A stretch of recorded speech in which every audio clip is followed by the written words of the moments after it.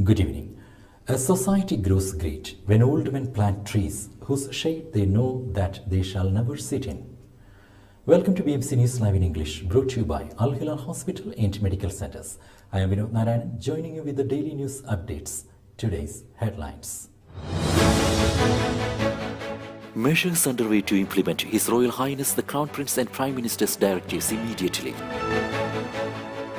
Bahrain and Saudi cooperation in housing discussed. Saudi Seha platform to accept sick leave of employees from outside kingdom. No stamping of passport for expatriate visa in Oman. Palace revealed details of Queen's state funeral on Monday.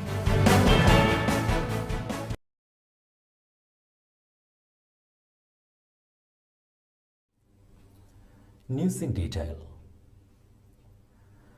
First monkeypox case reported in Bahrain. The Ministry of Health reported the first case of the monkeypox virus in Bahrain. The patient, a 29-year-old male expatriate, has arrived to the kingdom after recent travels abroad. The patient is experiencing symptoms and has been isolated while receiving the necessary care based on the adopted protocols. The ministry affirmed that it is taking the necessary measures to mitigate the spread of the virus through contact tracing and disease surveillance mechanisms. It stressed its readiness to deal with developments based on set local and global disease prevention protocols, while continuing to cooperate with regional and global health bodies. As part of its proactive efforts to combat the spread of the virus, the Ministry of Health has put in place a contingency plan and conducted awareness sessions for health workers about the virus and transmission modes. The ministry has also set up a reporting mechanism for suspected cases at the Public Health Directorate, provided testing requirements and adopted contact tracing plans, in addition to provide vaccinations. Health Ministry stressed commitment to protect community. Minister of Health Dr. Jalila bint Syed Jawad Hassan today chaired a meeting devoted to follow up on the emergency contingency plan to deal with the monkeypox. She stressed the Health Ministry's commitment to doing its utmost to preserve the health and safety of people, follow up on health developments and take the necessary precautionary measures in accordance with the health protocols in force locally and internationally. Commenting on the discovery of the first case in Bahrain, the minister affirmed that epidemiological surveillance is continuing to reduce the chances of the spread of monkeypox in order to preserve public safety. The meeting reviewed the ongoing preparations and procedures related to examination, isolation, treatment and contact tracing, in addition to the plans and measures implemented with the aim of educating health professionals and the community, as well as the mechanism for reporting suspected cases at the Public Health Directorate and efforts to provide vaccinations.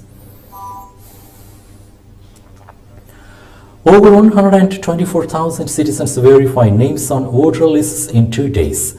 Legislation and Legal Opinion Chairman, 2022 Elections Executive Director, Chancellor Nawaf Abdullah Hamza has announced that more than 124,000 citizens have already verified their names on the voter lists by visiting the official website for the elections or opening to their local supervisory committees. Hamza asserted that the large number reflects the citizens' high electoral awareness and their keenness to review their data on the lists, be informed about their constituencies and submit correction requests, if any. He indicated that the number of eligible voters who verify lists in 2 days this year is bigger than that in 2018, where only 81,000 citizens verified their names on the lists 3 days after their display. It is to be noted that the Executive Committee of the elections announced that the lists of voters would be displayed in the 4 supervisory committees for 1 week, from September 15th to 21st. Technical, logistic and administrative preparations have all been undertaken to receive voters in the 4 supervisory committees: Capital Governorate, Muharraq Governorate, Northern Governorate and the Southern Governorate during the aforementioned period from 5 p.m. until 9 p.m. The panel also said the lists will also be available electronically on the official election website vote.bh in order to enable voters to inquire about their constituencies, submit requests to change and correct their data in a way that does not require personal attendance to the centers, the committee added. Bahrain's election process guarantees fairness. with the opening process for receiving changes and redressal of any complaints in the electoral rules. The Kingdom of Bahrain is one step closer to holding fair, free and impartial elections for the 6th legislature term of Council of Representatives on November 12, 2022. Informally announcing the kickstart for the election process, Nawaf bin Muhammad Al Mawada, the Minister of Justice, Islamic Affairs and Endowments and High Committee Chairman, has clearly showed how it provides multiple options for voters to verify the inclusion of their names in the lists. Citing the website, which operates around the clock, and the call center, in addition to the supervisory committees, there will be 40 stations and 15 general stations for polling days.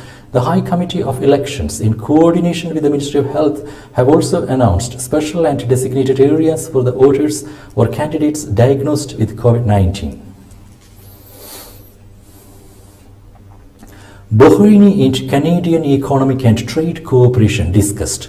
The Undersecretary of the Ministry of Foreign Affairs for Political Affairs, Dr. Sheikh Abdullah bin Ahmed Al Khalifa, met during his official visit to Canada. The Chairman of the Board of Directors of the Canada Arab Business Council, Dr. Mohammed Sawaf, and the Vice President of the Business Development and Marketing of the Canadian Commercial Corporation, Ms. Kim Douglas. Both meetings included discussions on enhancing economic, commercial and financial cooperation and investment partnership between Bahrain and Canada.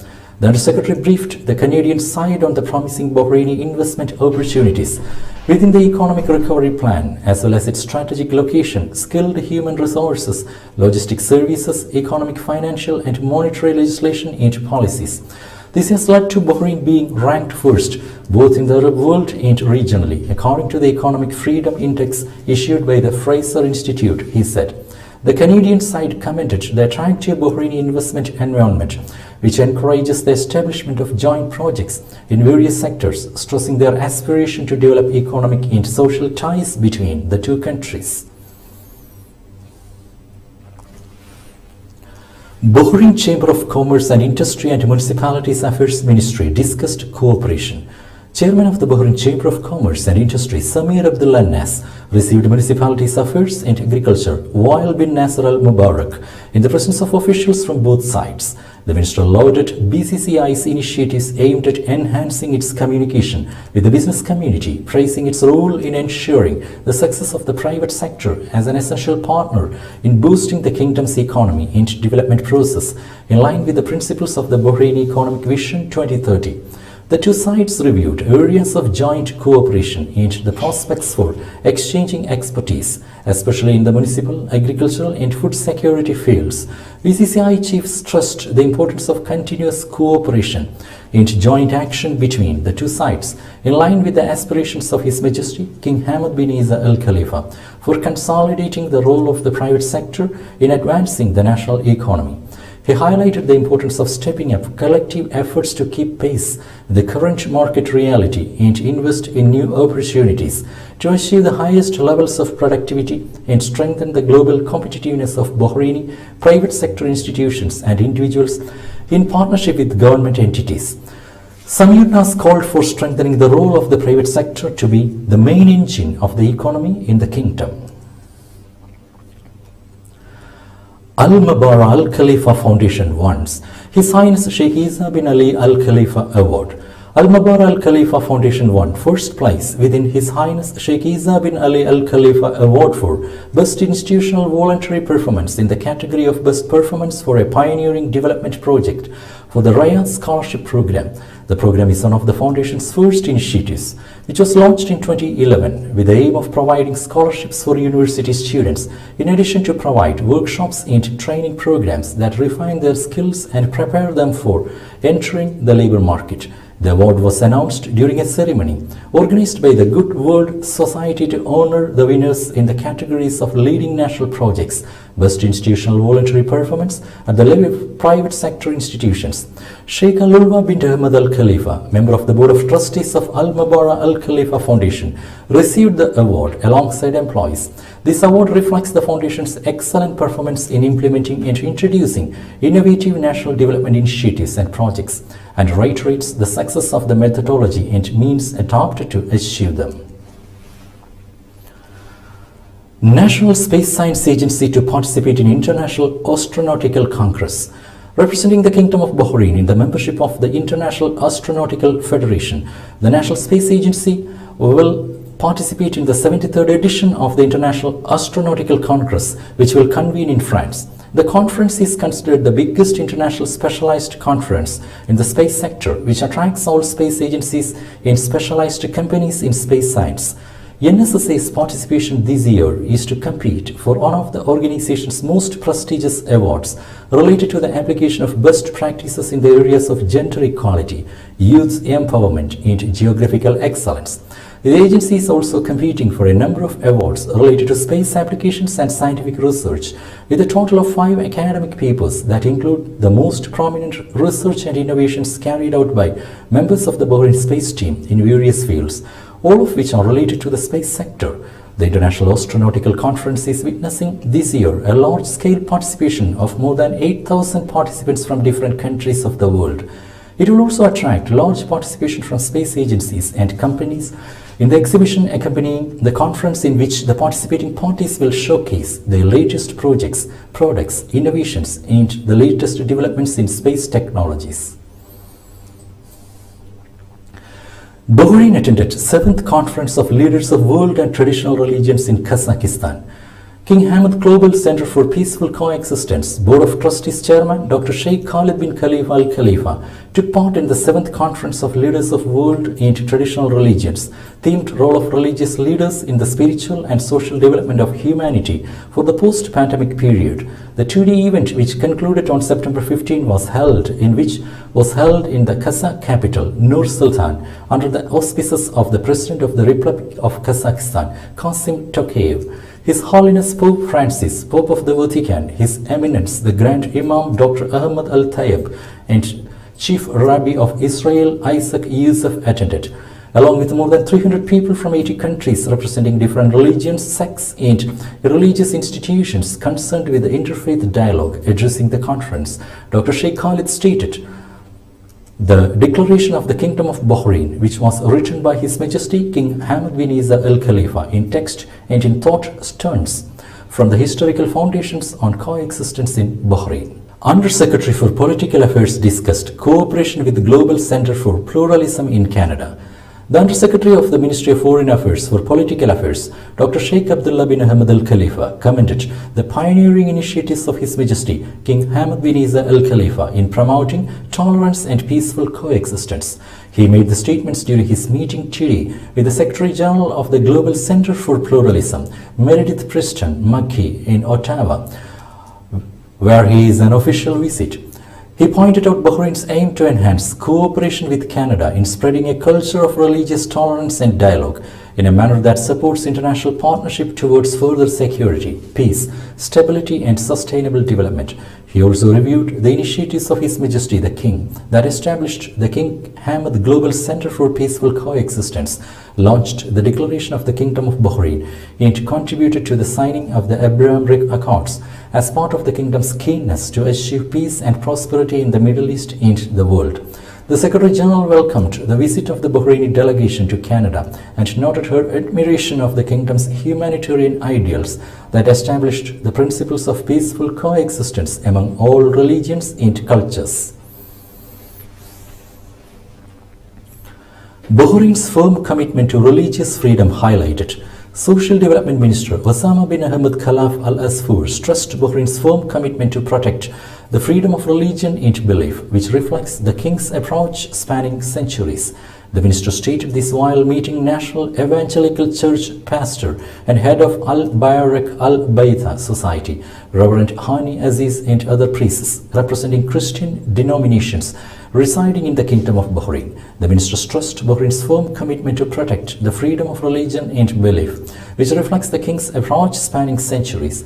This approach was further consolidated by the development march led by His Majesty King Hamad bin Isa Al Khalifa, he said, commenting the support of the government chaired by His Royal Highness Prince Salman bin Hamad Al Khalifa, the Crown Prince and Prime Minister. Today's COVID updates. COVID updates brought to you by Al Hilal Hospital and Medical Centers.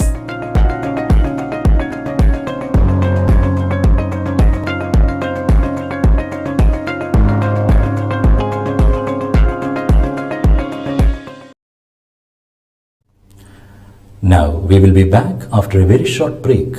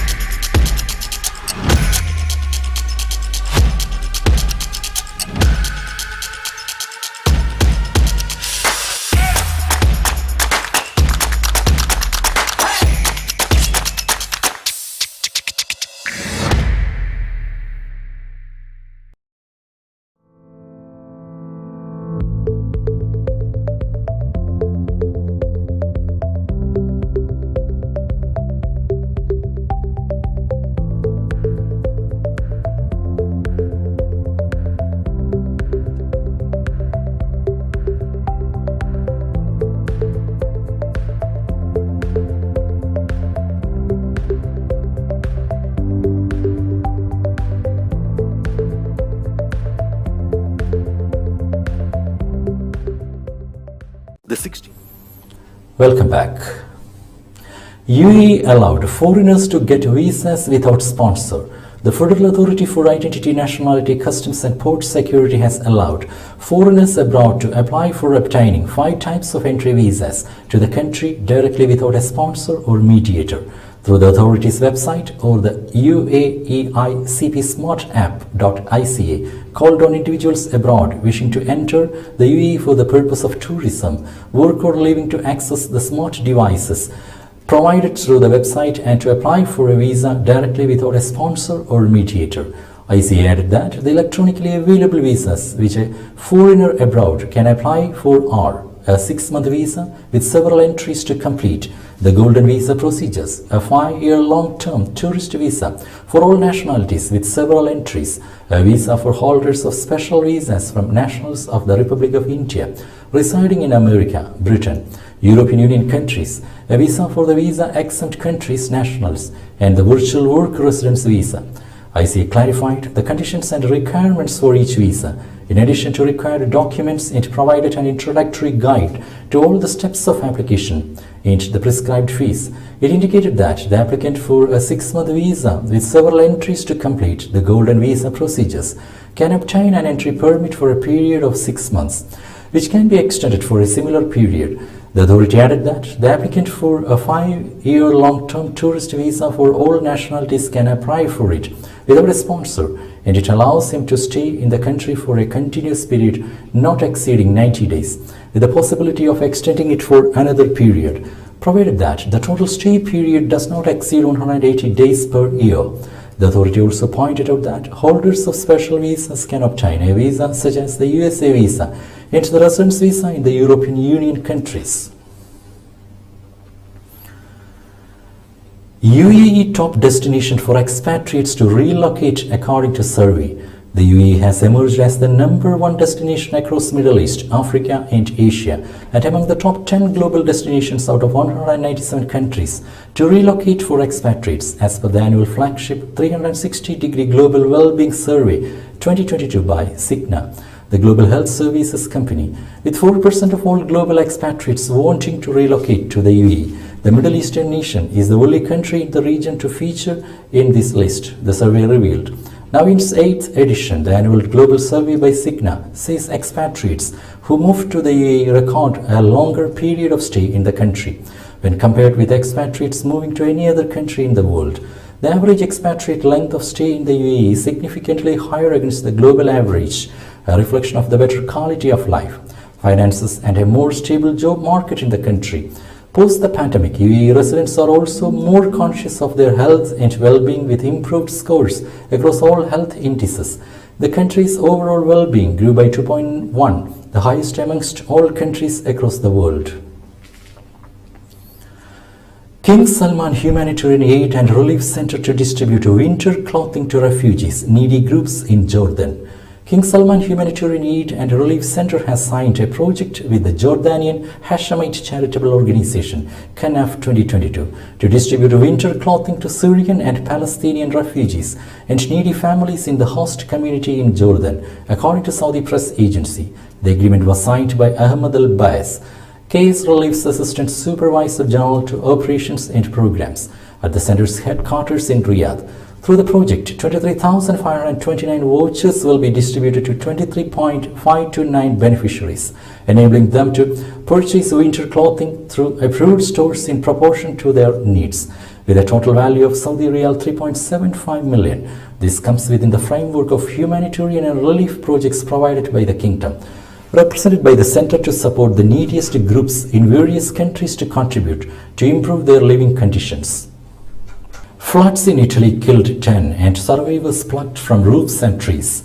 Flash floods swept through several towns Friday in hilly central Italy after hours of exceptionally heavy rain, leaving 10 people dead and at least 4 missing.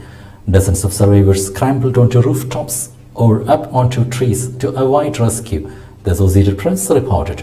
Floods invaded garages and basements and knocked down doors. In one town, the powerful rush of water pushed a car onto a second-story balcony, while elsewhere parked vehicles were crumpled on top of each other in the streets. Some farm fields near the sea were meters underwater. Italian state radio reported about the sudden downpour Thursday evening that devastated the town in the Marche region near the Adriatic Sea. A mother and her young daughter were missing after trying to escape the floods, the Italian news agency reported. Elsewhere in town, a boy was swept away from the arms of his mother, who was rescued. Premier Mario Draghi told a news conference in Rome that 10 people were dead and 4 were missing in the flash floods. He thanked rescuers for their professionalism, dedication and courage. Officials said some 50 people were treated at hospitals for injuries. WHO said COVID pandemic end in sight. China disagreed. Chinese are reacting with pessimism and humor to the World Health Organization chief saying the end of the pandemic is within reach, with millions of people still locked down as the country refuses to live with COVID. WHO Director General Tedros Adhanom Ghebreyesus said Wednesday that we have never been in a better position to end the pandemic. We are not there yet, but the end is in sight. In the vibrant but closed-off world of China's internet, the response was rueful. Many noted that this shift wouldn't apply to China, where the government continues to prosecute COVID pretty much as it did at the start of the pandemic in early 2020, by trying to cut off transmission and wipe the pathogen out the intensive restrictions. One online joke said the WHO boss can't say the pandemic is near its end because COVID control measures are still in full swing in China. A hashtag on Tedros' comments that quickly gathered some 4.5 million views Thursday morning local time appeared to have been removed, and Chinese media outlets turned off the comment function on Weibo posts sharing the news. Queue for Queen's coffin reopened. Wait hits 24 hours. A surging tide of people ranging from London retirees to former England soccer captain David Beckham have lined up to file past Queen Elizabeth II's coffin as it lies in state at Parliament, so many that authorities on Friday had to call a temporary halt to more people joining the miles-long queue. By late afternoon, a live tracker of the queue to get into historic Westminster Hall said it had reopened, but the British government warned that the waiting time to cover 8 kilometers from the start of the line in Southwark Park to Parliament had climbed to more than 24 hours. The government was warned that overnight temperatures will be cold. According to the Associated Press, King Charles III and his siblings will be standing vigil around the flag-draped coffin on Friday evening. Beckham was spotted at the line of mourners near Britain's Houses of Parliament at lunchtime Friday. He is believed to have joined the queue at 8 a.m. and to have lined up for more than 10 hours with thousands of others. India's Prime Minister Narendra Modi released 8 cheetahs in the National Park of Madhya Pradesh. Prime Minister Narendra Modi on Saturday thanked Namibia after 8 cheetahs were brought to the Kuno National Park in Madhya Pradesh. Remembering the continuous efforts to bring back cheetahs to the country, Prime Minister Modi said there was no political gain, but the government worked for years to ensure that the cheetahs are back in India after over 70 years. Prime Minister Modi said it is unfortunate that cheetahs were declared extinct in the country in 1952, but for decades no meaningful effort was made to bring them back. Today, the country has started rehabilitating cheetahs with new energy. This is one such project that nobody thinks is significant from a political point of view, but still made continuous efforts with an elaborate cheetah action plan. Scientists worked with the experts of Namibia. They went to South Africa. Their experts came here. India scouted for the best place for these cheetahs in India, and then the Kuno National Park was chosen, Prime Minister Modi said. With that, we come to the end of today's news. Stay tuned for daily news updates in BMC News Live English at 7:30 p.m. every day. I'm Vinod Narayanan signing off from BMC News Live. Good night.